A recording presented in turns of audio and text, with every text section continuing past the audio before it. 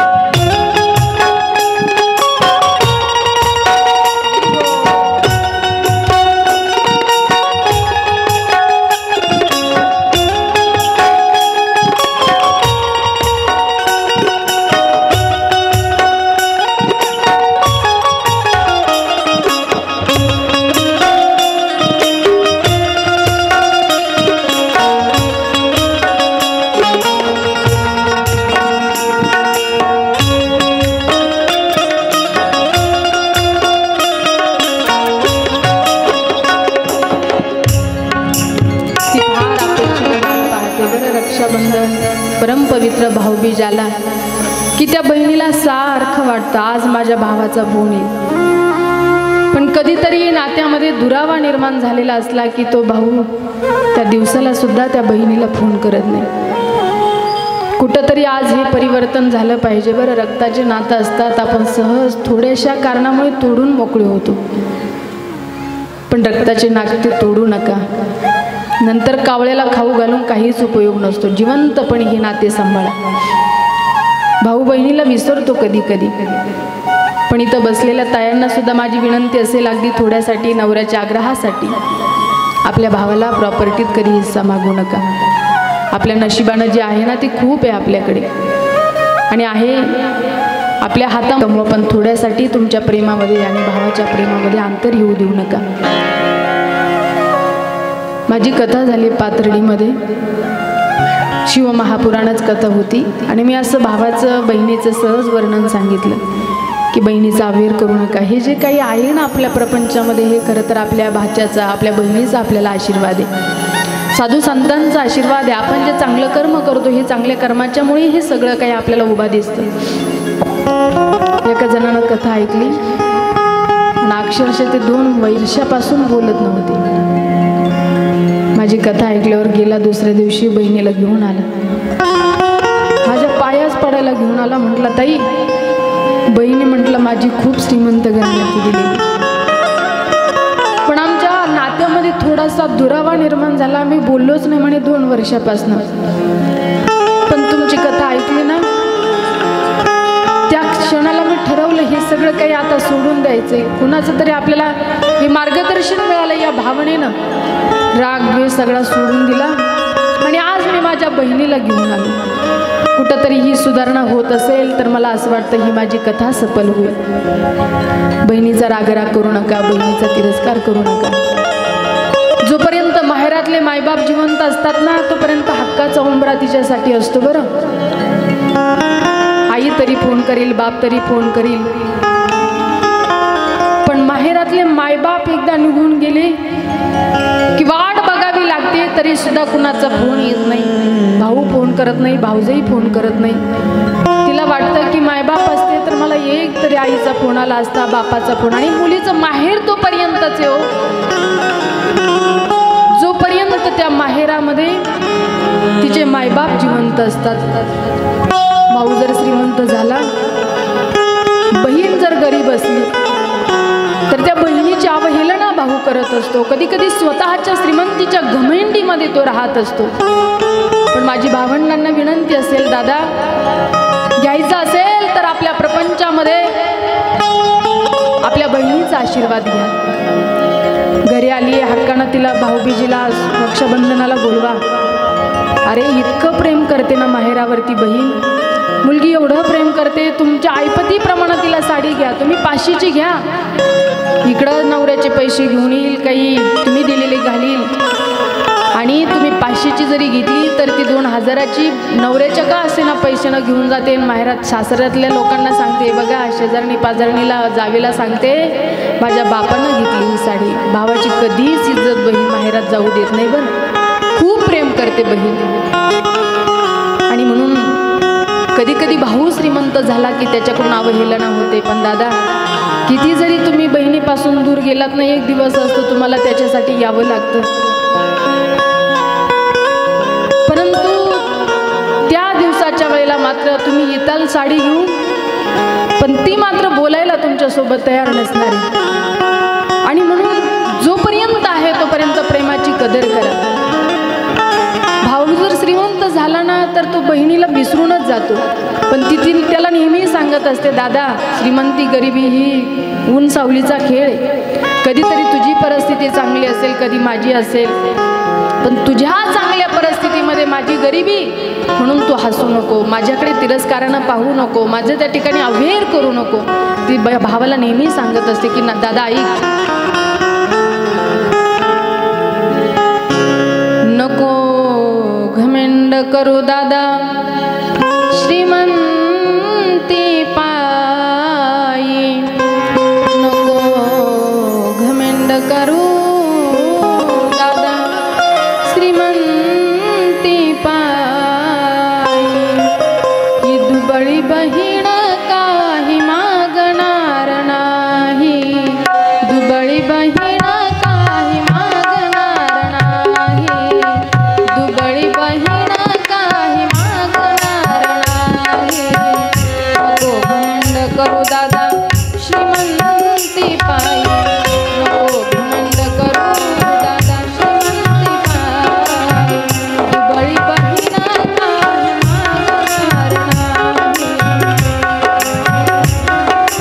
मागणार नाही, नको घमंड करू दादा श्रीमंती पायी, नको घमंड करू दादा श्रीमंती पायी, दुबळी बहीण काही मागणार नाही, दुबळी बहीण काही मागणार नाही. भावाला विनंती करते दादा ऐक ना रे, प्रत्येक सण आला की मला असं वाटतं रे की तू यावं, कधीतरी मला भेटायला यावं, कधीतरी माझ्या परिस्थितीची विचारपूस तू करावी. ऐक ना दादा, वाटत हमेशा तू माझ्या घरी यावं, वाटत हमेशा तू माझ्या घरी यावा, आहुनी मीठ भाकर भेटून यावं, आहुनी मीठ भाकर भेटून यावा, भेटाया मन माझं होतला हिलाही, भेटाया मन माझं होतला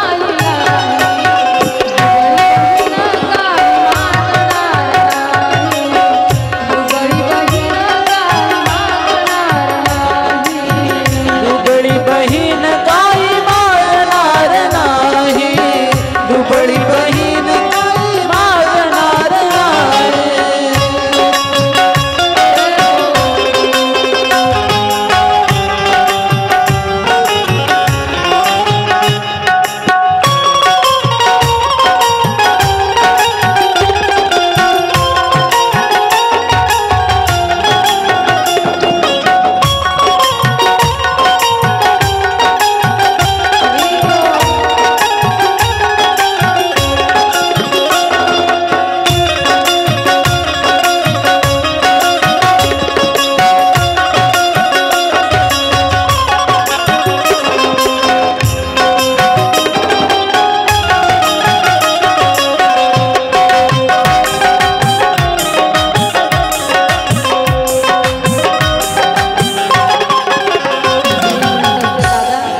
प्रत्येक सण आला की अगदी आनंदाने आतुरतेनं वाट पाहतो मी बरं का माझा भाऊ. सगळ्यांना सांगते आज रक्षाबंधन आहे, भाऊबीज आहे, येणार आहे माझा भाऊ मला नेला. पण दादा ज्या वेळेला तू येत नाही ना रे, बैल धरून बसलेला असतो त्यावेळेला माझी सगळी काही निराशा होऊन जाते. पाहते रे वाट तुझी प्रत्येक सणाला, पाहते वाट तुझी प्रत्येक सणाला, विचारते खुशाली मी येणाऱ्या जाणाऱ्या, विचारते खुशाली मी येणाऱ्या जाणाऱ्या, विचारते खुशाली मी येणाऱ्या जाणाऱ्या, विचारते खुशाली मी येणाऱ्या जाणाऱ्याला. मी राजा सर्व होते तुकारे येतना, मी राजा सर्व होते तुकारे येतना, दुबळी बहीण काय मागणार नाही, दुबळी बहीण काय मागणार नाही. दुबळी बहीण काही मागणार नाही, दुबळी बहीण काही मागणार नाही.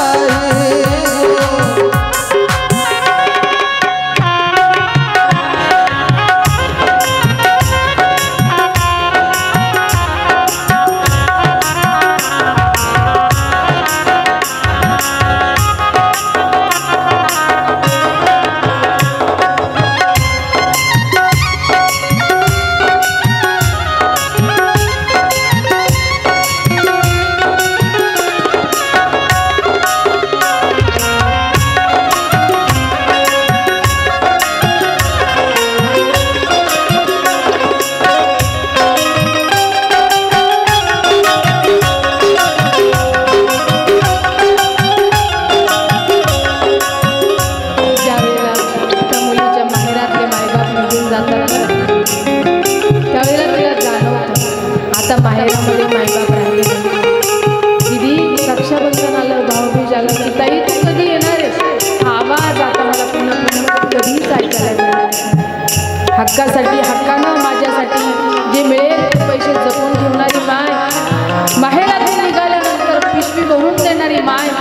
आता तिचाही जिव्हाळा, तिचं प्रेम आता माहेरातलं संपलेलं आहे, म्हणजे माझी माय आता माहेरामध्ये राहिली आहे. त्यावेळेला त्या बहिणीला त्या वेदना जाणवतात बरं. ती म्हणत असते दादा की संपला जिव्हाळा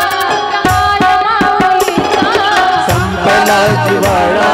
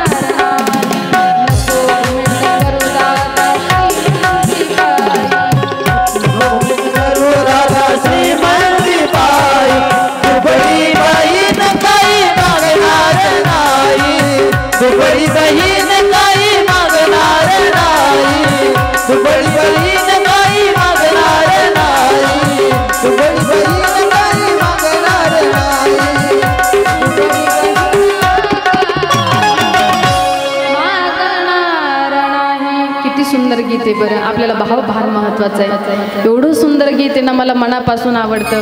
बहीण भावाला सांगते दादा ऐक, नको घमेंड करू दादा श्रीमंती पायी, ही दुबळी बहीण काही मागणार नाही. आई वडील गेले का तिच्या भावना जागृत होता. दादा मला माहिती रे, संपला जिव्हाळा त्या माया माऊलीचा, लागला उन्हाळा धारणा सावलीचा.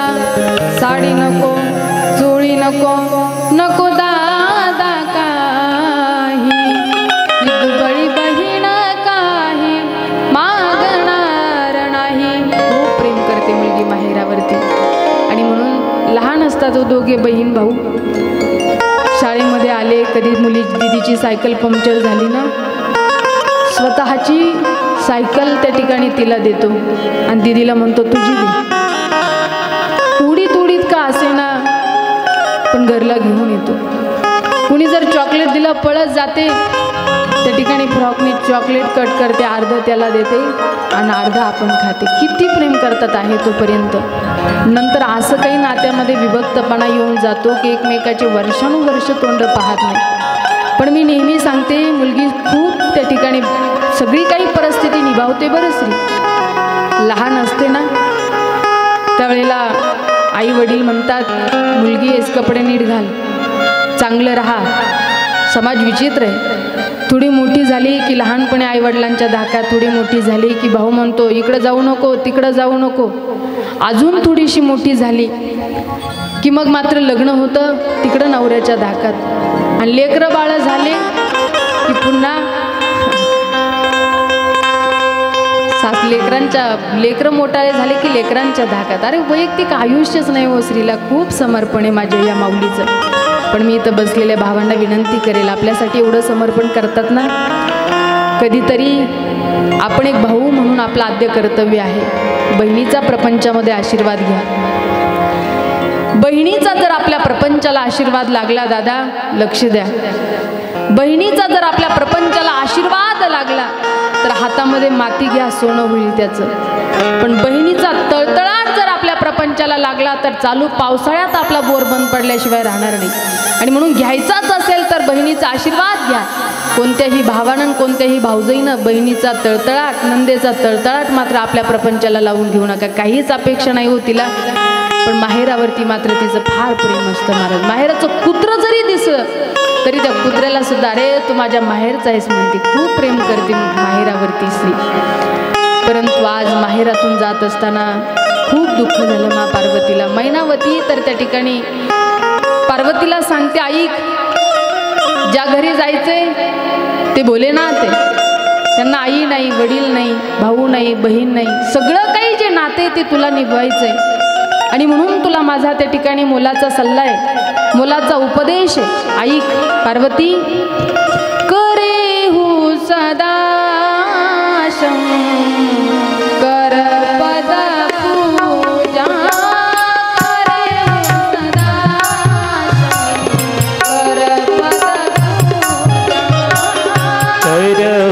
सदा पद शंकर पूजा करहूँ सदा पद शंकर पूजा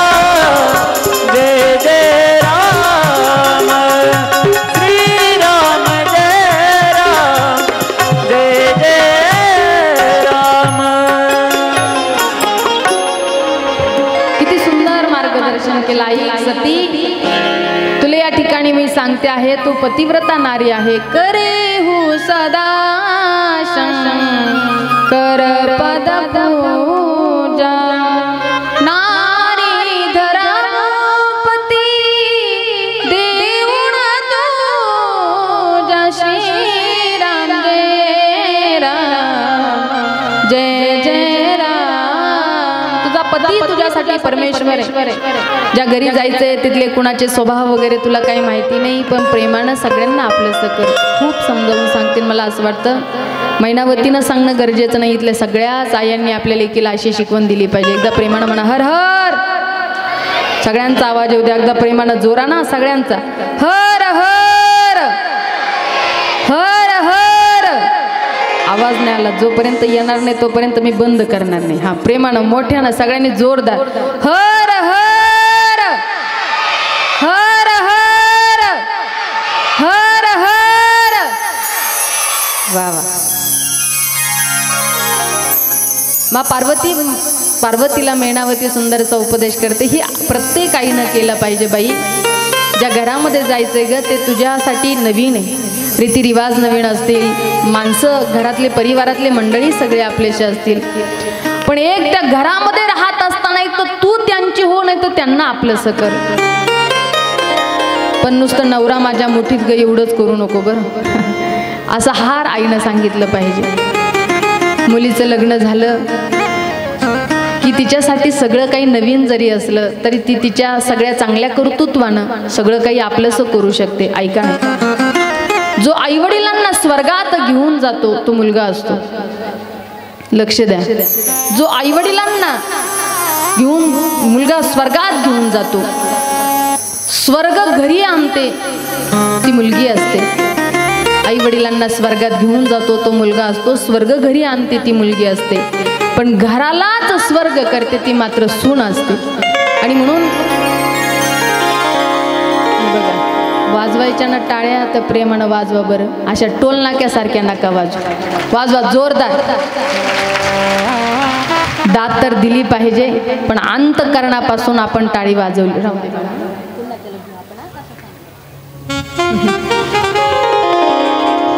या ठिकाणी स्वर्गच त्या ठिकाणी महाराज घराला करते ना ती सून असते. फक्त आम्ही आमच्या घरामध्ये किती संस्कारानं राहायचंय हे मात्र आपल्या हातामध्ये. आपल्याला आपल्या घराचा स्वर्ग करायचा आहे की नरक करायचं हे आमच्या माय माऊलींच्या हातामध्ये आहे. आणि म्हणून प्रेमानं त्या घरामध्ये राहा, प्रेमानं सगळ्यांना आपलंसं करा. एक मेसेज आला होता व्हॉट्सअपला, आईवडील सांभाळण्याचा अधिकार जर मुलींना असता, बरं का ताई, आईवडील सांभाळण्याचा अधिकार जर मुलींना असता तर महाराष्ट्रामध्ये एकही वृद्धाश्रमाची निर्मिती झाली नसते, असा मेसेज होता एका मुलीचा. त्यावरती मुलानं जे रिप्लाय केला ना तो एवढा सुंदर होता, मला एवढा मनाला भावला. त्या मुलानं त्याच्यावरती रिप्लाय केला होता. मुलीचा रिप्लाय होता, आईवडील सांभाळण्याचा अधिकार जर मुलींना असता तर महाराष्ट्रामध्ये एकही वृद्धाश्रमाची निर्मिती झाली नसती. पण त्या मुलानं एवढा सुंदर रिप्लाय केलेला होता की प्रत्येक मुलीनं जर सासू सासऱ्यांनाच मायबाप मानलं असतं तर एकही वृद्धाश्रमाची निर्मिती झाली नसते. आज खरं तर या विचाराची आम्हाला नितांत गरज आहे. आणि म्हणून त्या घरी गेलं तर एक तर त्यांना आपलं सकार, नाही तर आपण त्यांची प्रेमानं एकमेकाला समजून घ्या. ताई दिदी, वादविवाद केल्यानं कोणाचं निभवणं झालं नाही, नांदणं झालं नाही. छोट्या छोट्या गोष्टीची तक्रार करू नका. काही काही मायांना फार सवय असते, सकाळ दुपार संध्याकाळ जशी तिला भोजनाची गरज आहे ना तशी यांचा फोन चालू असतो सकाळी दुपारी संध्याकाळी. काय गरज असते लग्न झाल्यावर तास तास 2-2 तास त्या मुलीला फोन करायची आणि तास तास 2-2 तास काय बोलणार काय एवढं आपण. काही माईबापाला आईला सवय असते बाई खाल्लं का झोपेतून उठली का एकटीच काम करते का सासू नाही का काही करू लागत आणि नसलंच राहणं